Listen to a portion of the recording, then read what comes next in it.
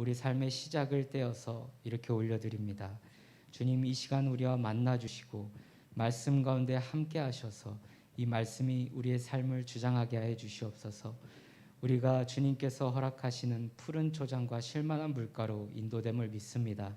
주님의 뜰 안에서, 주님의 울타리 안에서 주님께서 주시는 모든 것을 받아 누리게 해 주시옵소서. 감사드리며 예수님의 이름으로 기도드렸습니다. 아멘. 오늘 본문 말씀에서는 여호와 하나님의 백성 이스라엘이 주의 종 모세와 주 하나님 앞에서 불평하는 장면이 나옵니다. 이미 이들은 동일한 문제를 가지고 불평을 폭발시킨 적이 있습니다. 출애굽기 기록을 한번 살펴보겠습니다. 출애굽기 16장 3절입니다. 함께 읽겠습니다. 이스라엘 자손이 그들에게 이르되 우리가 애굽 땅에서 고기 가마 곁에 앉아 있던 때와 떡을 배물이 먹던 때에 여호와의 손에 죽었더라면 좋았을 것을 너희가 이 광야로 우리를 인도해 내어 이 온 회중이 줄여 죽게 하는도다. 이 이후에 이들이 굶어 죽었나요? 굶어 죽지 않았습니다. 다른 기록 살펴보겠습니다. 출애굽기 17장 2절부터 3절입니다. 함께 읽겠습니다. 백성이 모세와 다투어 이르되 우리에게 물을 주어 마시게 하라. 모세가 그들에게 이르되 너희가 어찌하여 나와 다투느냐? 너희가 어찌하여 여호와를 시험하느냐? 거기서 백성이 목이 말라 물을 찾으매 그들이 모세에게 대하여 원망하여 이르되 당신이 어찌하여 우리를 애굽에서 인도해 내어서 우리와 우리 자녀와 우리 가축이 목말라 죽게 하느냐?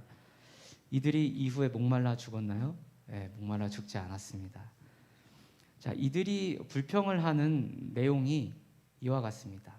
3절에 보니까 우리와 우리 자녀와 우리 가축이 목말라 죽게 하느냐라는 불평의 이유가 있습니다. 불평할 만한 이유입니다. 자신뿐만 아니라 자신의 사랑하는 자녀들, 그리고 우리의 전부의 재산이라고 할 수 있는 가축까지 목말라 죽이겠느냐. 불평할 만한 이유기는 합니다. 그런데 이들이 하나님께 대한 불신앙, 불순종에 대한 표시로서 그 이유를 대고 있는 것을 모세는 알고 있었어요. 하나님께 불평할 만한 때가 됐고 불평하고 싶은데 그 불평할 만한 이유가 이 목이 마르다는 사실이었던 거죠. 자, 이것을 우리가 어떻게 할 수 있냐면 2절로 잠깐 앞으로 돌아가시겠어요? 17장 2절. 바로 앞입니다. 거기 보시면 마지막 절에 보니까 너희가 어찌하여 여호와를 시험하느냐. 모세가 한 말입니다.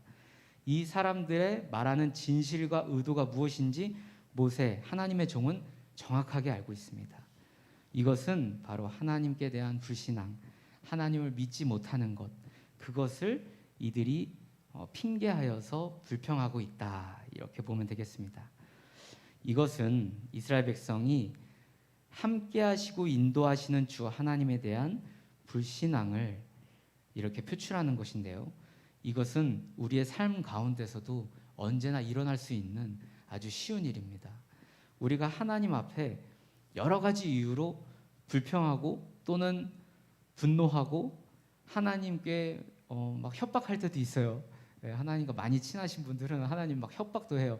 저 하나님 이거 기도 응답 안 하시면 저 어떻게 될지 몰라요. 막 이런 기도 있잖아요. 하나님께 협박하는 분도 있고 분노하는 분도 있고 또 하나님이 지혜 없으신 분으로 여기면서 하나님을 무시할 때도 있습니다. 이런저런 이유 때문에 그렇게 하는데 결국 우리 마음에 뭐가 들어온 거냐면 불신앙이 들어온 거고 불순종이 들어온 겁니다. 우리 본문 사전 말씀을 함께 읽도록 하겠습니다. 민수기 11장 4절입니다. 시작. 그들 중에 섞여 사는 다른 인종들이 탐욕을 품음에 이스라엘 자손도 다시 울며 이르되 누가 우리에게 고기를 주어 먹게 하랴. 아멘. 이스라엘 민족 중에서 섞여 들어온 다른 민족들이 있었습니다. 거룩한 하나님의 속성으로서는 굉장히 자비와 긍휼로 함께하게 된 자들임을 우리는 알고 있습니다. 우리 민수기 강해를 통하여서 우리가 알게 된 것은 지금 주께서는 수많은 나라와 민족 중에서 거룩한 하나님의 제사장직을 감당할 선민들을 구별하여 세우고 계시는 과정을 하신다는 것을 우리는 알게 되었습니다. 하지만 그들과 함께하고자 하며 그들의 모든 신앙의 유산을 동일하게 받고자 하는 허다한 잡족속들도 하나님은 인자와 자비로 받아주십니다. 이 잡속들은 사실은 시작은 그들의 유전이나 이런 것들은 다 가나안 족속들과 크게 다르지 않아요. 하나님에게서 벗어난 민족들과 다르지 않습니다. 그러나 이들을 그 이방 민족처럼 여기지 않으시고 이스라엘 민족처럼 여겨주시는 하나님이십니다. 자, 이 잡족들의 시작의 기록을 우리가 한번 살펴보면 좋겠습니다. 출애굽기 12장입니다. 출애굽기 12장 36절부터 38절입니다. 함께 읽겠습니다. 여호와께서 애굽 사람들에게 이스라엘 백성에게 은혜를 입히게 하사 그들이 구하는 대로 주게 하심으로 그들이 애굽 사람의 물품을 취하였더라.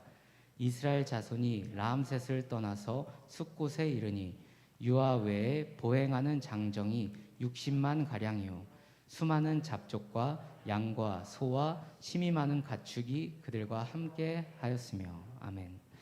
이 구절의 문맥적인 구조를 파악해 볼 필요가 좀 있습니다.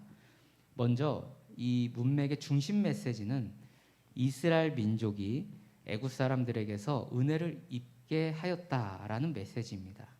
이 메시지 아래에 포함되는 내용이 뭐가 있냐면 이스라엘 사람들이 애굽을 나올 때 그냥 도망치듯이 나온 게 아니라 은혜를 입고 나왔다라는 사실입니다. 어떻게 은혜를 입었죠? 이스라엘이 구하는 것마다 애굽 사람들이 다 주었다는 것입니다. 이 놀라운 사실이죠. 이 애굽에게 좋은 일을 하나도 한 것이 없는 채로 나가는 거예요. 애굽의 온갖 저주들을 다 경험하고 이들을 내보내는 것인데 하나님이 명하시죠. 애굽 사람들에게 구하라. 갖고 싶은 건 얘기해라. 근데 진짜 애굽 사람들이 다 가져가. 이렇게 얘기하는 거예요. 놀라운 사실입니다. 그들이 갖고 있던 금은보화, 가축, 그리고 그들의 남종, 여종까지도 줬을 거예요. 그들이 아마 잡족속이 아니었을까. 네, 저는 생각을 하고 있습니다. 자, 그다음 마지막 38절에 보니까 수많은 잡족과 양과 소와 심이 많은 가축이 그들과 함께 하였으며 이렇게 나오는데요. 자, 뒤에 보니까 양과 소, 심이 많은 가축이 있죠. 그런데 똑같은 문장에 뭐가 있어요? 수많은 잡족. 그러니까 양과 소, 심이 많은 가축하고 잡족하고 같이 뭉뚱그려 있는 거예요, 지금. 그러니까 이 잡족들이 어떤 유력한 자나 지혜롭고 강인한 민족 그런 것이 아니라 정말 잡족속들이었던 거예요. 내 근본이 없는 정말 족보도 없고 어디서 흘러 들어왔는지도 모르는 그런 사람들이었다는 것이죠. 이런 사람들을 하나님의 은총으로 정말 주님의 주권적인 은혜로 이스라엘 속에 포함되게 되었습니다. 하지만 그들의 신분이나 출신들은 보잘것이 없었으나 하나님의 이스라엘에 소속될 수 있는 한 가지 이유가 있었는데요. 그것은 그들이 가지고 있는 모든 것들을 버려두고 그들이 가지고 있던 습성들과 그들의 가지고 있던 모든 근본적인 것들을 버려두고 이스라엘 12지파 중 한 지파의 수하로 들어왔다는 사실이며 모든 이스라엘의 율례와 신앙을 그대로 전승받겠다는 그 사실 때문이었습니다. 이것을 볼 때 우리 민족을 말하는 예표가 아닌가 그런 생각을 저는 하게 됩니다. 우리 민족이 우리 나름의 잘난 맛이 있습니다. 확실히 우리가 잘난 맛이 있는데 자랑할 만한 장구한 또 역사가 있어요. 몇천 년의 역사도 있습니다. 하지만 확실한 건 성경에 제시돼서 전면에 나선 적이 한 번도 없는 민족이에요. 성경에는 수많은 민족이 제시되는데 우리가 그 전면에 나서서 자랑할 만한 기록이 하나도 없는 민족입니다. 정말 우리는 성경을 뒤집어 봐도 없어요. 우리 민족의 기록이. 예언도 없어요. 예. 우리가 하나님을 알기 전에 복음이 들어오기 전에 선교사님들이 들어오기 전에 우리 민족이 얼마나 하나님을 알았습니까? 우리가 얼마나 하나님을 두려워했던 민족이었습니까? 또는 양심의 빛이 살아있어서 그 양심이 성경에 제시된 율법과 비슷했습니까? 그렇지 않습니다. 이런 의미로 볼 때 우리 민족은 어제나 오늘이나 이방 민족입니다. 이방 민족의 그 이상 이하도 아닌 것입니다. 중요한 시절들이 우리에게 지나갈 때마다 다 된 밥에 밥을 잘 지었는데 거기다가 재를 뿌리는 격의 일을 우리가 참 많이 했습니다. 일제시대에는 신사참배를 했고요. 예. 그리고 우리가 산업사회를 지나면서 만몬신앙을 가지게 됐고요. 그리고 아직도 잡신들과 여러 불교, 유교 이런 습성들을 우리는 고스란히 갖고 있습니다. 똑같은 민족이어도 유럽 사람들은 기독교 복음이 들어왔을 때 그들의 온 존재를 다 바꿨거든요. 그들의 모든 것을 다 바꿨어요. 그런데 우리는 아직도 이방 민족처럼 살고 있습니다. 우리가 자랑할 만한 것이 있다면 우리 민족 자체가 아니라 우리 민족을 불쌍히 여기신 하나님의 긍휼이 어여삐 여기심이 컸다라고 표현하는 것이 더 맞을 것 같습니다. 자, 이렇게 허다한 잡족속들은 이스라엘 속으로 은혜를 받아 들어왔지만 중요한 순간에 이스라엘이 죄를 짓기 편한 상태가 되도록 영향을 미치고 있습니다. 그 영향력은 곧 탐욕이라는 죄성입니다. 이 탐욕은 다양한 계기로 우리 가운데 존재할 수 있지만 오늘은 먹는 것, 입으로 집어넣어서 뱃속으로 들어가는 것에 대한 것으로부터 역사하게 됩니다. 음식이 자신의 마음과 맞지 않음을 통해서 불만으로 탐욕이 발생하게 되는 것입니다.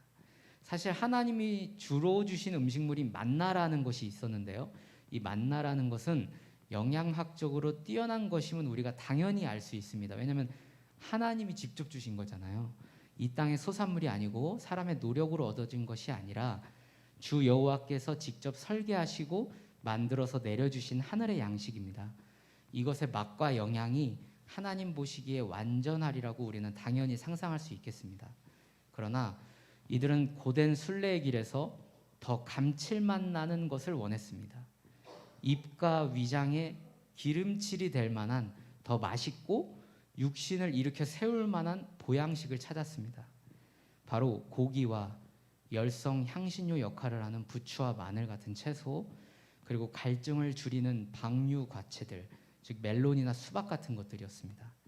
본문 5절을 함께 살펴보겠습니다. 민수기 11장 5절입니다. 시작. 우리가 애굽에 있을 때에는 값없이 생선과 오이와 참외와 부추와 파와 마늘들을 먹은 것이 생각나거늘. 아멘. 사실 그 힘을 나게 하는 것, 몸을 일으키고 이제 효과적으로 운동하게 하는 일 때문이라면 고대 곡물들이 있었잖아요. 그 고대 곡물들은 밀이나 이제 잡곡으로 빻아가지고 만든 이제 빵인데 그 빵이 모든 영양학적으로 균형이 맞춰져 있었다고 현대 영양학자들은 연구 결과를 발표했어요. 지금은 유전학이 발달해서 품종 개량된 곡물을 우리가 섭취하게 되는데 고대 작물들은 야생의 식물들과 그렇게 멀지 않은 유전 형태였거든요. 그렇기 때문에 더 다양한 미네랄, 영양 성분들이 존재했습니다. 그래서 그 로마 시대의 글래디에이터라고 혹시 아시나요? 로마 원형 경기장에서 이제 검투사들이 있잖아요. 검투사들이 막 사자랑도 싸워서 이기고 정말 1대5 이렇게 싸우기도 하고 다윗 같은 소년이 막 거인과 싸우기도 하고 어쨌든 검투사들이 쓰는 열량과 이게 굉장했는데 빵에 그게 다 있었던 거예요. 검투사들의 주식이 지금 고고학자들이 발견했는데 빵이었대요. 그냥 빵과 물만 줬어요, 검투사들에게. 근데 그들의 움직임, 에너지, 그리고 몸의 근육 생성 아무 문제도 없었던 것입니다. 그러니까 실제로 이 어떤 영양학적으로 이들이 필요해서 고기와 그런 것들을 원한 것이 아니라 하나님을 불평하고 싶어서 하나님을 불신앙하는 그것이 표출된 사실이라고 보시면 되겠습니다. 민수기 11장 6절 본문 말씀 보시겠습니다. 함께 읽겠습니다.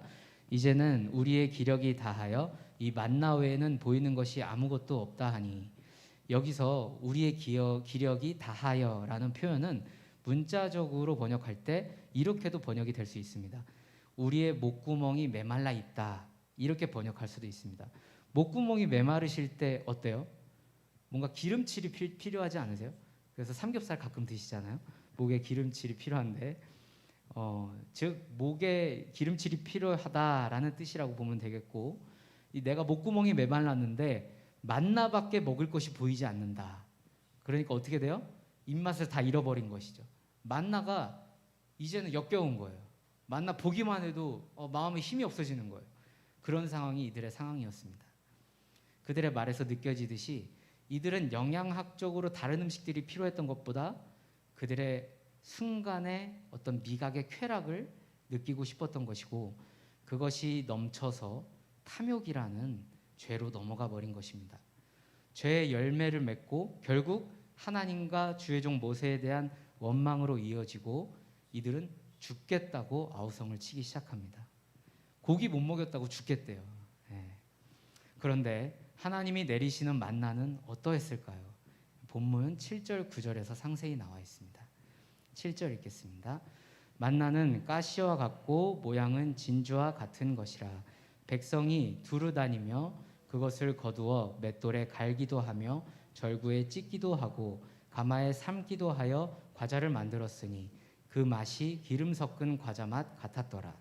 밤에 이슬이 진영에 내릴 때 만나도 함께 내렸더라. 아멘. 가시라는 채소는 지금 우리가 아는 그 채소인데요. 고수입니다. 고수. 동남아시아에서 많이 쓰죠. 그 고수나무를 말하는데요. 이 고수는 향신료와 약성이 있는 향긋한 풀입니다. 이것이 씨앗도 있는데요. 이 씨앗도 역할이 있습니다. 이것을 말리거나 볶아서 가루로 만드는데요. 이것을 향신료로 이용하기도 합니다. 이 향신료가 이탈리아 요리에서는 굉장히 유명한 향신료예요.